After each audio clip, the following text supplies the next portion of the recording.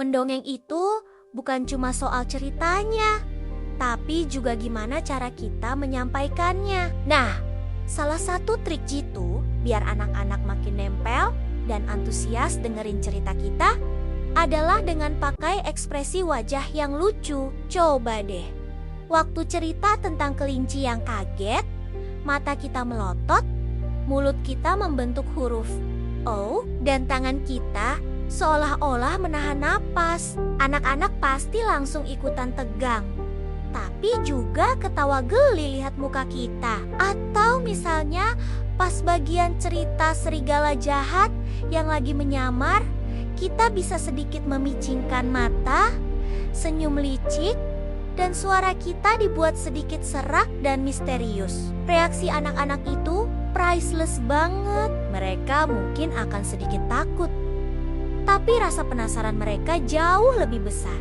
Justru momen-momen seperti inilah yang bikin cerita jadi hidup dan gak ngebosenin. Kenapa sih ekspresi lucu ini penting banget? Pertama, ini bantu anak-anak buat visualisasi. Mereka jadi lebih gampang ngebayangin karakter dan situasi dalam cerita. Kedua, ini membangun koneksi emosional. Saat kita tertawa, kaget, atau sedih, bareng karakter di dalam cerita anak-anak juga merasakan hal yang sama. Ikatan batin antara kita dan si kecil jadi makin kuat lewat momen sederhana ini. Selain itu, ini juga cara yang asyik buat ngajarin mereka tentang emosi. Mereka jadi belajar.